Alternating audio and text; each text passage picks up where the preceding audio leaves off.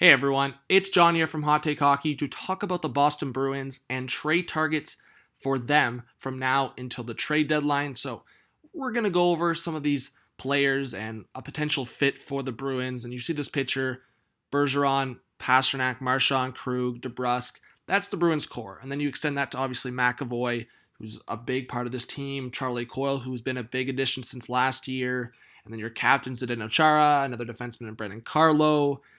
So obviously the Bruins have a lot of talent on this team, and there could be some pieces that could be added from now until the trade deadline that just make them better and make them a Stanley Cup contender once again. You saw it last year. They made it to the Stanley Cup final. Obviously, they lost to the St. Louis Blues, but there is some holes on this team, and I'm going to talk about it and some of the players that could fit those holes. So let's start off with Chris Kreider. So I love Chris Kreider's game and how it could help the Boston Bruins. I think he fits really well with the Boston Bruins system. I think maybe if he was going to be on that second line with DeBrusk and Krejci, maybe you slide DeBrusk over to the right side. But honestly, I really love Kreider, and maybe with the Bruins, he could be on that top power play unit. We've seen him have success on the top power play unit with the Rangers. Get him in front of the net, and then have Pastrnak, Bergeron, Marchand, and then between Krug and McAvoy do their thing. I think this could be a great fit. I think it's one of the better fits on this list. And I've said it since last year, I would really like Kreider to go to a contender because I really like his style of play, and I think the Bruins could be a great fit for him. All right, so Namestnikov. So Vladislav Namestnikov, we saw him go from the Rangers to the Senators. He was losing his role with the Rangers, but back in a top 6 role with the Senators, we've seen success from him. I think he could fit in a top 9 role for the Boston Bruins. Again, is it on a line with DeBrusk or Krejci, or is it down on a line with Charlie Coyle? I think regardless, the Senators are going to be busy, and I think if you're the Bruins, you could look at a guy like Namestnikov, or you could even look at a guy like Jean-Gabriel Pageau. For the Bruins, yes, you have Bergeron, Krejci, and Charlie Coyle up the middle, but obviously Coyle can move to the wing. Pageau could probably even move to the wing, and it's never a bad thing to have too many centermen. And I've said that enough, especially for playoff contenders. You see injuries, you see players come down with things. So I think if it's Pageau, I think Namestnikov might be the better fit. But honestly, I think the Senators could be a trade partner there for one of those targets. All right, so Tyler Toffoli, I think he's going to be targeted by a lot of teams. He's one of those versatile players. He can do a lot of things for a team, whether it's on the top line or it's penalty kill, power play. He can play on the third line, and he's a right winger. And I think the Bruins, seeing a guy like Brett Ritchie play all the way up into the second line, I think you could really use a guy like Tyler Toffoli. Again, I think it's one of the better fits on this list, and I really like Tyler Toffoli for a potential trade target for the Bruins. All right, so Josh Anderson hasn't had a great year, but maybe if he plays with a more complete team and more accomplished team than the Boston Bruins, he gets kind of that, I don't know, maybe grit game going, because when you see Josh Anderson, he does have a lot of skill, in my opinion. For a big guy, he has a lot of skill, and we just haven't seen that this year with the Blue Jackets, who have struggled. Maybe if it goes into a top 6 role with the Boston Bruins, we can see that again. And Josh Anderson did, yes, it wasn't a long playoff run for the Blue Jackets, but in the time that they beat the Lightning and then their second round, I thought Josh Anderson played very well. So we'll see what happens. I think Anderson could be, again, he's a right winger, could be a target for the Boston Bruins, and he's a guy that can play up and down the lineup. All right, so Ilya Kovalchuk, this is a recent rumor. So his contract was just terminated with the LA Kings, and the rumor right now is he's willing to sign a league minimum to a playoff contender, and the Boston Bruins are already rumored to be one of the teams most interested.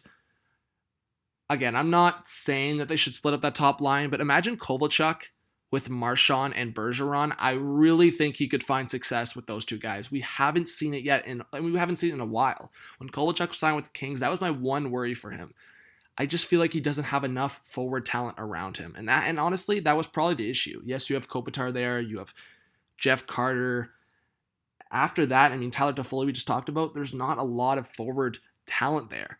And if you look at the Boston Bruins, especially their top 6, whether he plays with one of their 2 top players or even on a line with Krejci and DeBrusk, I think that could help him quite a bit more. I would love to see him start with one of their top players, whether it's a combination of Marchand Bergeron or Bergeron Pastrnak. I just think that could really get him going and really see that sniper Kovalchuk we know.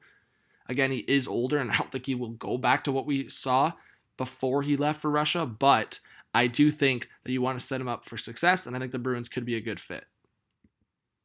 All right, so Jason Zucker. I think the Bruins have looked at a few Minnesota Wild players, whether it was Jason Zucker or Kevin Fiala, or I could even look at a guy like Ryan Hartman, because I think they could use some depth, and Ryan Hartman really plays that Bruins-style game. So if I'm looking at those three players, Jason Zucker is obviously, for me, that best-case scenario. He's under a good contract. He can play both on the left and right side. The Bruins definitely need a guy that can fit on that second line if they want to stack the top line.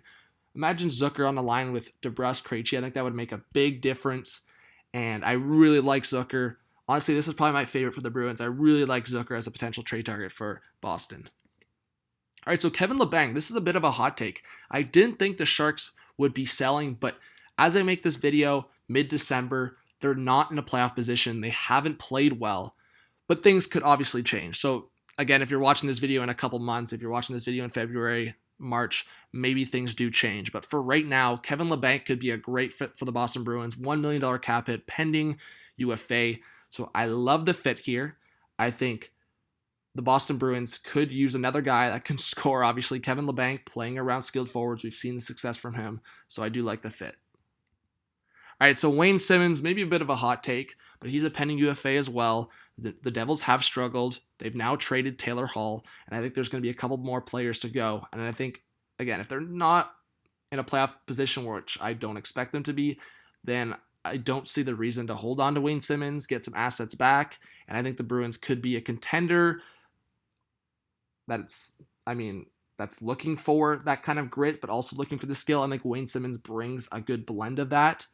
And obviously, if the Boston Bruins stay in that top division spot and they're one of the better contenders in the Eastern Conference, they're going to want to maintain that. They're going to want to not be, I guess, the Lightning 2.0, what we saw last year, get too comfortable and then be a first-round exit. You want to go in solid. You want to get those big grit guys that have that skill that can fit in the top 9. I think Wayne Simmons has had a rough year, but we know he can play that style. All right, so Luke Glendenning. This is looking more at the depth side, looking more at the center role spot. I think if you're seeing a guy like Park Lindholm center the fourth line, I know Bruins fans aren't too happy with that. Luke Glendenning, a veteran guy, he can center that fourth line potentially, and he's a great faceoff guy. So I like this potential fit for the Bruins. And again, the Red Wings are rebuilding, and they're going to move on from some veterans, and I think Glendenning could be one of those guys. All right, so Nick Ritchie. Maybe you reunite the Ritchie brothers and get a third line going or a fourth line going with the two Ritchie brothers on it. I think that would be pretty funny. Maybe a little bit of a hot take. I don't know if this is their biggest need, but maybe get some more size in your bottom six. Nick Ritchie, the Anaheim Ducks aren't pushing for a playoff spot. Nick Ritchie could be an option. And then Alex Galchenyuk. So I think Galchenyuk, I talked about it already. He struggled, but if he plays with better players, then maybe you see some more confidence from him. I think the Bruins could be a wild card for targeting him. And again, at the end of the day, it's one of those players that he struggled. I think you'd be paying a lot less than what you would have paid like a year ago with a guy like Galchenyuk. So honestly, if you're a team like the Bruins, why not just take a chance on him? So I think Chris Kreider is probably one of my favorites. I think Jason Zucker is probably one of my favorites, and I think Tyler Toffoli. So I think those are the three targets I'm looking at, and you kind of saw it in the thumbnail. I think those three are probably my favorites for the Boston Bruins. I think if you're looking at a guy like Ilya Kovalchuk, maybe he could fit on that top power play unit and get him going with that shot. But I think overall with the Boston Bruins, you love what you've seen from them over the last, I would say, maybe 12 months. Again, obviously their kind of down spot looking at that would be their loss in the Stanley Cup final. But other than that, and even now, yes, you've gone through a losing streak, but getting more experience from your younger guys, that core veteran group is still there. Yes, you're getting older, but it might not be like that in 2 or 3 years. So you want to take advantage of the now. Bergeron's getting older, Marchand's getting older, Charles on the verge of retiring, Krug's the pending UFA, and yes, you have guys like McAvoy. DeBrusk has been inconsistent, so the time is the now for the Boston Bruins. We'll see who they do acquire, but I think these are some of the trade targets they could look at And I do like the Boston Bruins to have a long playoff run once again to be that contender. So thank you for watching. Please subscribe if you are new. Drop a like. Comment your thoughts. This was John from RPO Bay Hockey. Hope to see you on the next video. Peace out.